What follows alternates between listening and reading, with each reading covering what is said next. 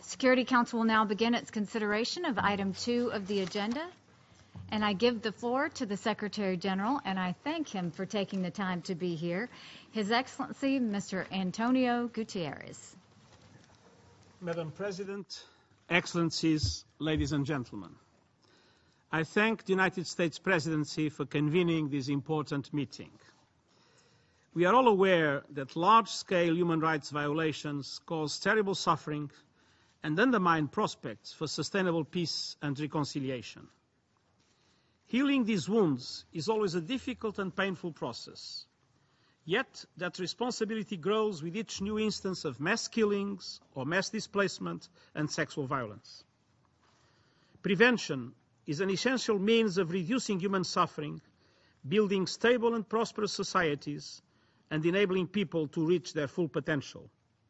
And upholding human rights is a crucial element in prevention.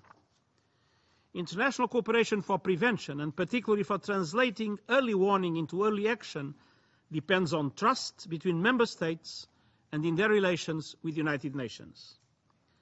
The Security Council has a major role to play. Article 24 of the Charter is clear.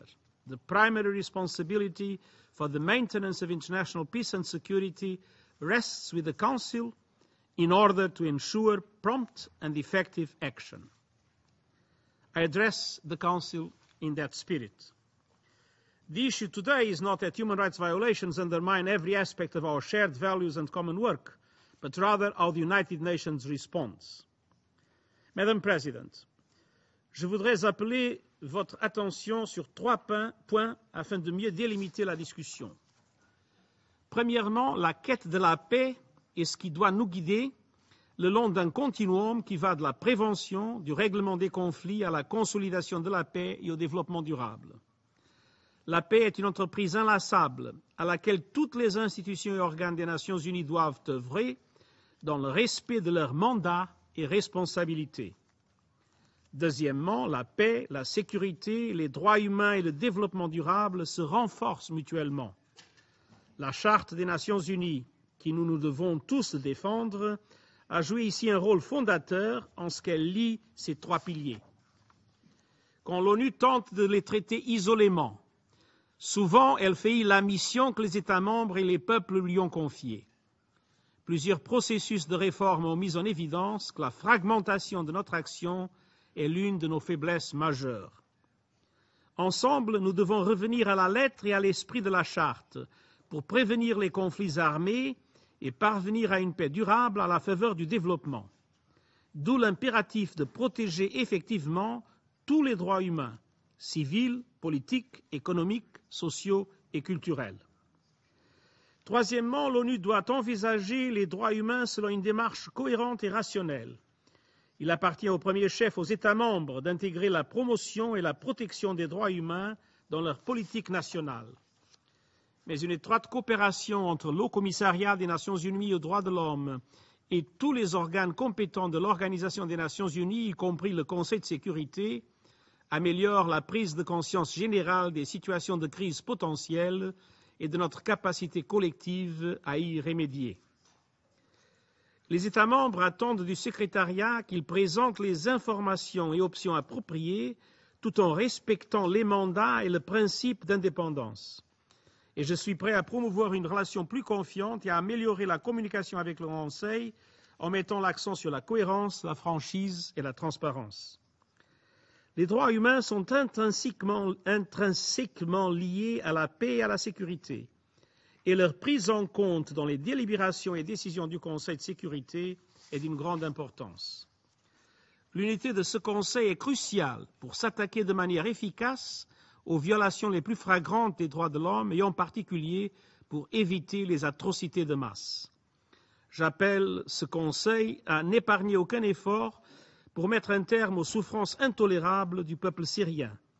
Ne pas y parvenir est une tragédie qui nous fait honte.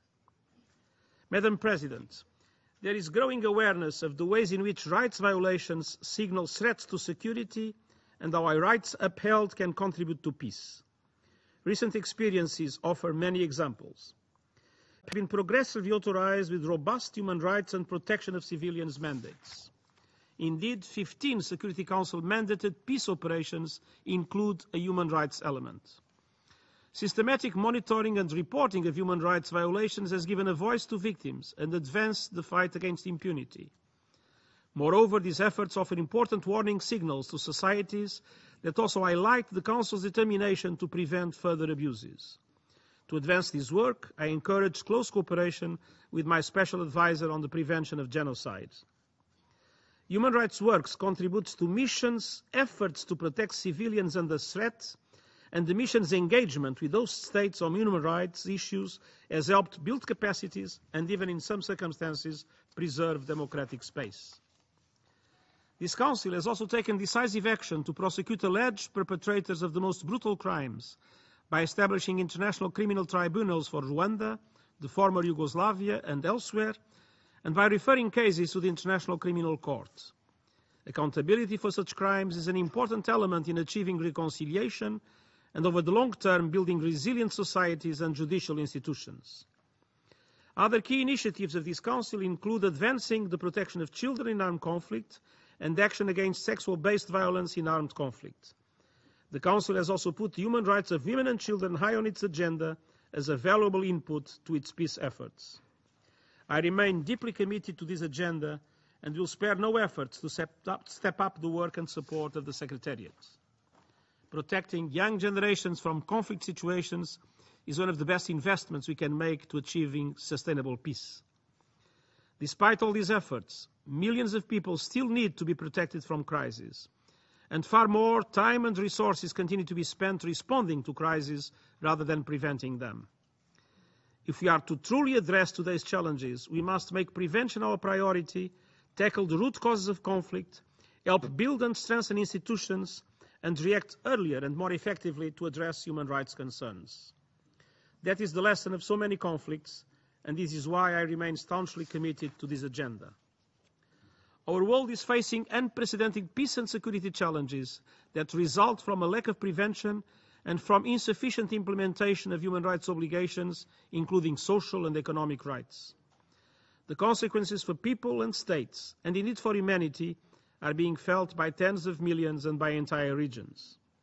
Ensuring improved and less politicized action on human rights is a critical part of meeting this challenge, as is achieving urgent progress on the Sustainable Development Goals. Allow me to suggest a theoretical test. If the most acute human rights and development concerns were immediately resolved, how many situations would still be threats to peace and security and remain on the Council's agenda? I have set in motion various reforms of the Secretariat that will enable us to play our role better in keeping with the mandates and trust the Member States place in us. The resolutions on sustaining peace and the 2030 agenda are cause for hope. Progress on human rights aspects would further complement these advances. In the months to come, I hope Member States will engage through the General Assembly and the Security Council to support my reform proposals and to strengthen them with your own. Thank you very much. I would like to thank the Secretary General for his time, his leadership, and his service on this issue, and we appreciate you very much.